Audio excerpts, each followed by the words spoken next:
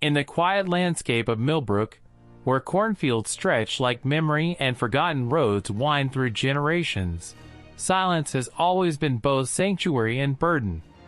Eleanor Reese understood this landscape intimately, not just its physical terrain, but its emotional geography, where unspoken stories simmered beneath polite conversations and carefully maintained appearances.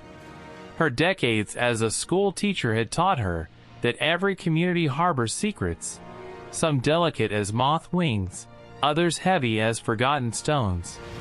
When the letter arrived, tucked within a faded family album her sister had meticulously preserved, Eleanor recognized immediately this was more than a personal document. This was a key to understanding the intricate web of human connections that define Millbrook's true essence. The letter's aged paper trembled with decades of concealed narrative, each fold and crease a testament to careful preservation. Faded ink spoke of a moment suspended between transgression and compassion, a young man's singular mistake balanced precariously against a community's capacity for understanding. Eleanor's fingers traced the fragile document, feeling the weight of unspoken history.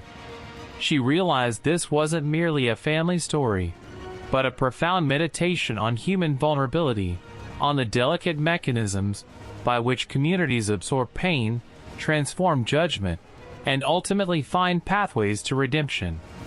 The revelation would challenge everything Millbrook thought it knew about itself, about judgment, about forgiveness, about the complex moral landscapes that exist between right and wrong.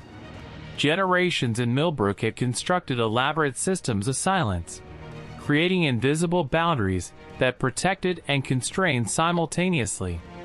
These unspoken agreements maintained social harmony, but also imprisoned individual stories, preventing true understanding from emerging. Eleanor understood these dynamics intimately. She had watched families navigate complex emotional terrains for decades, witnessing how secrets could both wound and protect. This letter represented a rupture in that carefully maintained facade, a moment when hidden truths could finally breathe, when suppressed narratives could find expression. The young man's story, long buried beneath layers of protective silence, now demanded acknowledgement, requiring the community to confront its own capacity for compassion and transformation. Memory in small towns operates like a living organism, constantly shifting, adapting, preserving its essential core while allowing peripheral details to evolve. Eleanor recognized this dynamic, having observed how Millbrook's collective memory functioned, part historical record, part mythological narrative. The letter represented a critical intervention in that memory system, introducing a narrative thread that would gradually reweave the community's understanding of its own history. It wasn't about assigning blame or reopening old wounds, but about creating space for nuanced understanding, for recognizing the profound complexity of human experience. Each word on the fragile document suggested that redemption was not a singular moment, but a continuous process of listening, acknowledging, and ultimately accepting human frailty. The emotional landscape of small towns like Millbrook is rarely dramatic. It's constructed through subtle gestures, meaningful glances, carefully modulated conversations that communicate more through what remains unsaid than through explicit declaration. Eleanor had mastered reading these intricate social texts, understanding the profound language of restraint and implication. This letter represented a breakthrough in that delicate communication system, a moment when subtext could finally become text, when hidden narratives could emerge from the shadows of collective silence. The young man's story was not just an individual account, but a reflection of broader human experiences, of mistakes, of consequences, of the challenging journey toward personal and communal healing. Forgiveness, Eleanor knew, was never a simple transaction. It was a complex negotiation between individual pain and collective understanding, a nuanced process that required genuine empathy, patience, and a willingness to see beyond immediate circumstances. The letter revealed not just a personal story, but a profound meditation on the human capacity to transcend immediate hurt, to recognize shared vulnerability. In Millbrook's carefully maintained social ecosystem, such transformative understanding was rare, often suppressed beneath layers of politeness and unspoken agreements. This revelation promised to challenge those established patterns, introducing a more compassionate framework for understanding human complexity. The physical landscape of Millbrook, its expansive cornfields, its dusty roads, its weathered farmhouses, had always been a silent witness to human stories.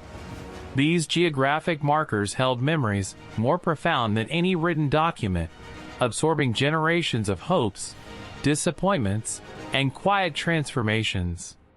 Eleanor understood this landscape as a living archive, each fence post and grain silo holding fragments of collective memory. The letter was another layer in that ongoing narrative, a testament to the town's capacity for absorbing and ultimately transcending individual pain. It suggested that redemption was not an endpoint, but a continuous journey of understanding, of recognizing shared humanity beneath surface differences.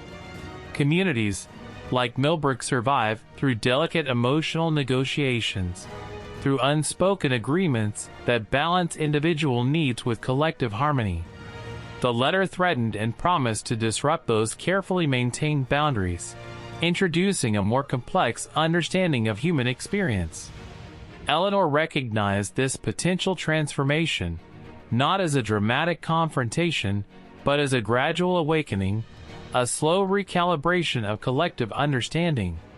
The young man's story was not about assigning blame, but about creating space for empathy, for recognizing that human experiences cannot be easily categorized into simple moral binaries.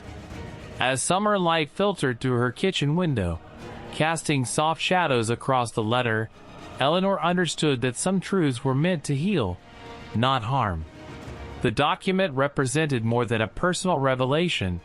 It was an invitation to the entire community to reimagine its understanding of compassion, of forgiveness, of the profound complexity of human experience. Millbrook would be changed not through dramatic revelation, but through quiet, persistent understanding, through recognizing that every individual story contributes to a broader, more nuanced collective narrative. In that moment, holding the letter, Eleanor realized that redemption was not a destination, but a continuous journey. It required patience, empathy, and a willingness to listen beyond surface narratives. The letter was a bridge between past and present, between individual and collective experience, a delicate testament to the transformative power of understanding. And in Millbrook, where memories ran as deep as cornfield roots, this story would gradually reshape the community's emotional landscape, offering a more compassionate vision of human complexity. What happens when a single forgotten letter can unravel decades of silence? In the quiet streets of Millbrook, where memories whisper between weathered houses and tree-lined avenues, Eleanor Reese held the key to a story that would transform everything. Her trembling fingers traced the edges of a yellowed envelope, its contents promising to break the delicate web of secrets that had held this small Midwestern town together for generations. Millbrook wasn't just another dot on the map. It was a tapestry of interconnected lives, where every family carried its own hidden narrative, carefully woven into the fabric of community silence. Eleanor, a retired school teacher with silver-streaked hair and eyes that had witnessed countless stories, understood this unspoken language better than most. The letter had arrived unexpectedly tucked between mundane bills and faded postcards. Its postmark was decades old, the ink slightly faded but still legible. As she unfolded the fragile paper, Eleanor realized this wasn't just correspondence. This was a portal into a past that had been meticulously buried. Dated June 15, 1967, the letter was from Thomas Garrett, a name that resonated with complicated memories in Millbrook. Thomas had been more than just a local name. He was a complicated figure whose legacy had cast long shadows across generations. The first line struck Eleanor with a raw, unfiltered emotion. "Sarah, I cannot continue living with this weight. The truth must emerge, no matter the cost." But who was Sarah? And what truth could be so profound that it required decades of silence? Eleanor understood that in small towns like Millbrook, secrets weren't just personal. They were collective experiences that shaped entire community narratives. The context of the letter suggested a complex history. Thomas Garrett had been a respected local businessman, married with 2 children, seemingly embedded in the town's social fabric. Yet this letter hinted at something deeper, a narrative that existed beneath the polished surface of respectability. Eleanor's mind drifted back to her years teaching in Millbrook High School. She had watched generations pass through her classroom, observing subtle family dynamics, understanding the unspoken tensions that threaded through community interactions. She knew that every family harbored stories, some beautiful, some painful, that were never fully articulated. As she continued reading, the letter revealed fragments of a profound moral dilemma. Thomas spoke of a decision made years ago, a choice that had profound implications for multiple families. He wrote about a moment of moral compromise, a decision made under pressure that had altered the trajectory of several lives. The narrative began to unfold. In 1967, Thomas had been involved in a local business dispute that went far beyond simple economic competition. It involved land rights, family honor, and a complex web of relationships that defined small-town power structures. His letters suggested he had been forced to make a choice that went against his moral instincts, a decision that would haunt him for decades. "I cannot undo what has been done," Thomas wrote, "but perhaps by revealing the truth, some form of healing can begin." These words were not just a personal confession, but a profound statement about redemption and the possibility of transformation. Eleanor realized that this letter was more than a personal document. It was a key to understanding the intricate social dynamics of Millbrook. Small towns like these were not just geographical locations, but living organisms, where every action, every secret, resonated through generations.